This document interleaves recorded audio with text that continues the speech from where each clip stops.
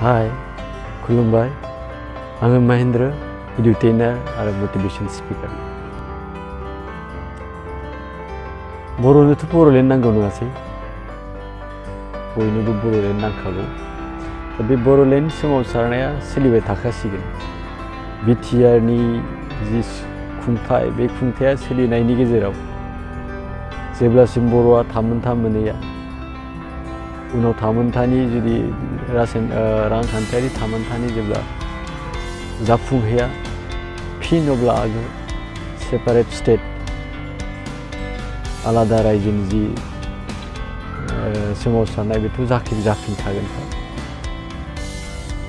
बेखिनियाव कनफिउज जाना दे बिटिआर मोनबानो बर'लेण्डनि सोमावसारनाया उनावलागै जाहैला, बेबायदि नङा।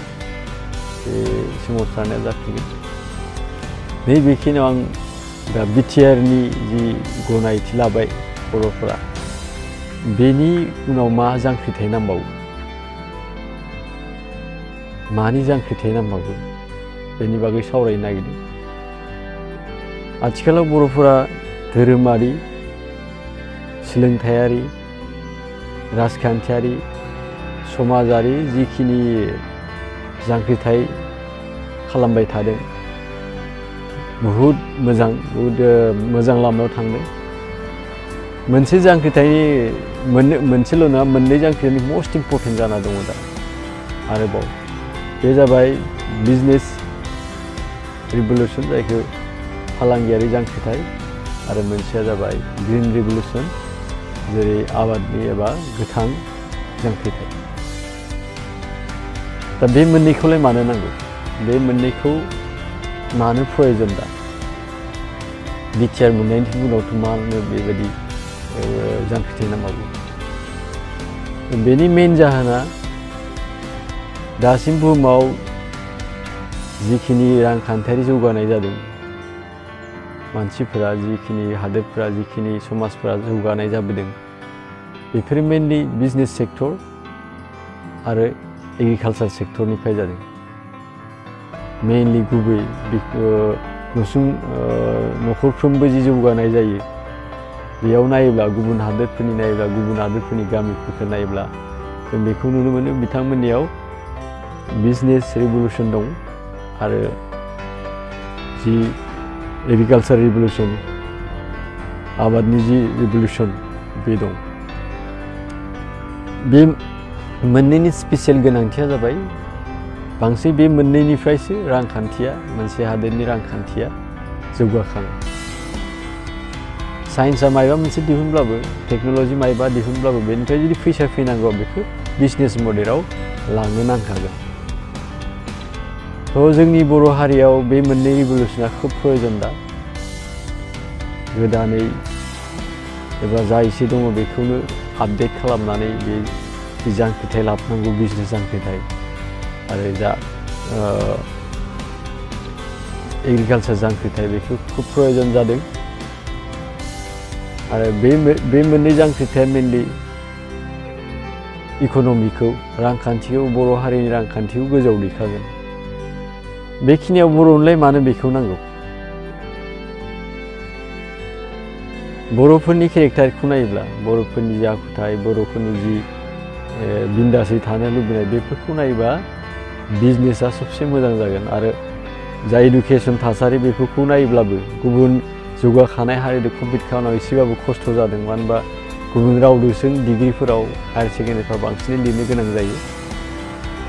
थ' गुबुन हारिजों एबा गुबुन हारिजों कम्पिटिसन, माने बिसोरनि सेबां आरो बिसोरनिफ्राय बांसिनै जौगानोब्ला जोंनो मा नांगोन?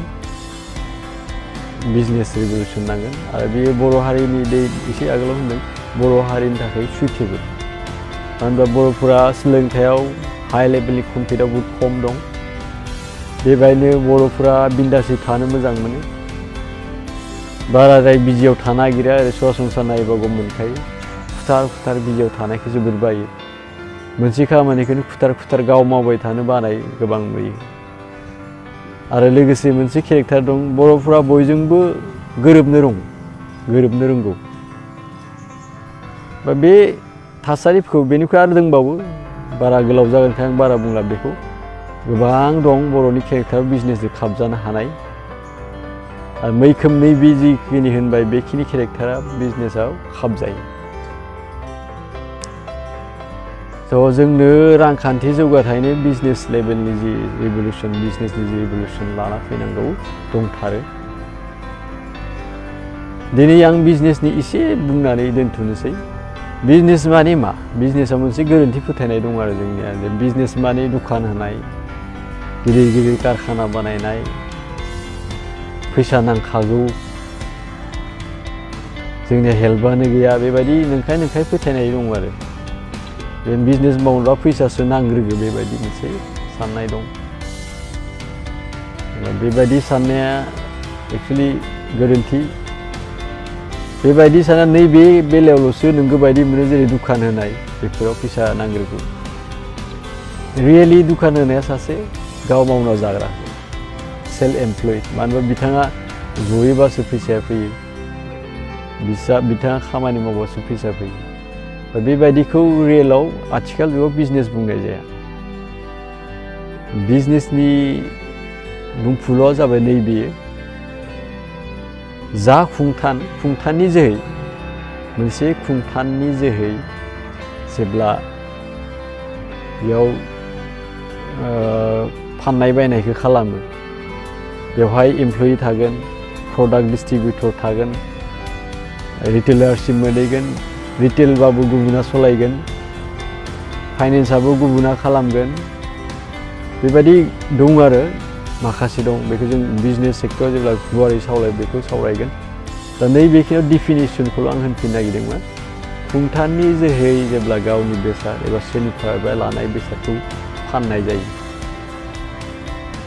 आरो बेयाव गाव नांथाबाय थानो गोनां गैया एमप्लयिफोरा मावगोन गेजेर गेजेर नोजोर होनांगोन थाखा फैसाखौ एकाउन्टेन्टफोरा मावगोन बेबायदि जुदि खालामो बेखौसो मा बुंनाय जायो बिजनेस बुंनाय जायो थ' आंनि नोजोराव जाबाय जेसेबां बर' मानसिफोरजों सावरायबाय बे सावरायनाय समाव बिजनेस डिफिनिसना दाबो क्लियार नङा मेक्सिमाम बर'फोरनियानो क्लियार नङा थ' बे सेक्टराव रिभलिउसननि गोनांथि